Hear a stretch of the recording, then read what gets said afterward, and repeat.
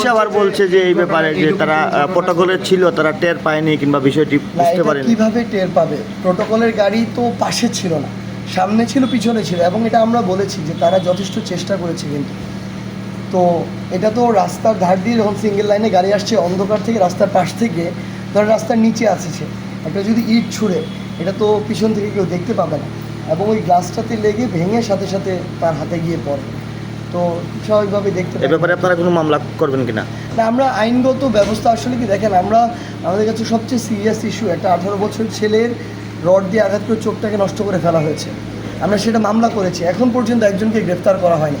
তাহলে এই ধরনের মানে প্রহসনের আইনগত ব্যবস্থা দিয়ে আসলে কি হবে? সেখানে দৃশ্যমান যদি পদক্ষেপ নিত, আমরা একটা আস্থা পেতাম।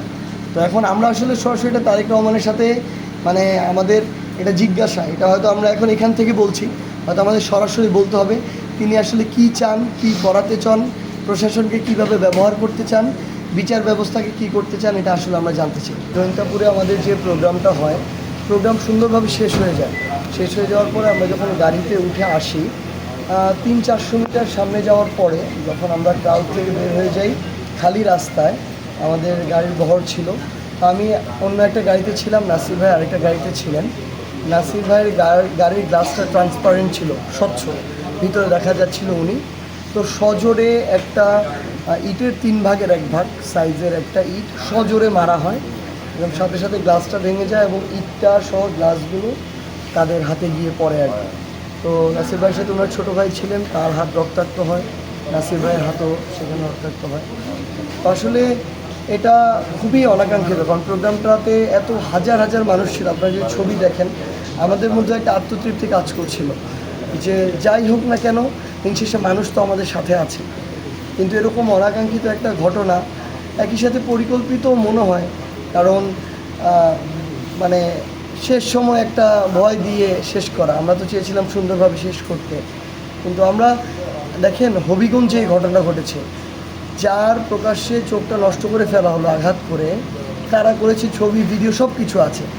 এরপরে সিলেটের গোলাপগঞ্জে করা হলো, ছবি ভিডিও সব কিছু আছে, এখানে করা হলো। আসামিদের যদি গ্রেফতার করা হতো তাহলে আমরা আশাবাদী হতাম, কিন্তু তারা ছাত্র দলের দেখে, ক্ষমতাসীন দলের অঙ্গ সংগঠনের দেখে তাদেরকে টাচ পর্যন্ত করা হচ্ছে না, বরং উল্টা আমাদেরকে মামলা দেওয়া হচ্ছে, এবং এই মিথ্যা মামলার আমাদের যারা আসামি তাদেরকে নাকি বিভিন্নভাবে স্থানীয়ভাবে হয়রানি করা হচ্ছে।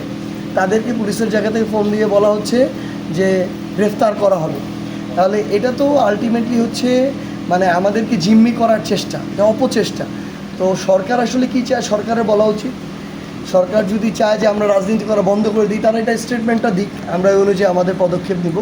কিন্তু এই ধরনের মানে প্রকাশ্য হামলা, আবার রাতের বেলা গুপ্ত হামলা, এগুলো কখনো গণতান্ত্রিক দেশের জন্য ভালো লক্ষণ নয়।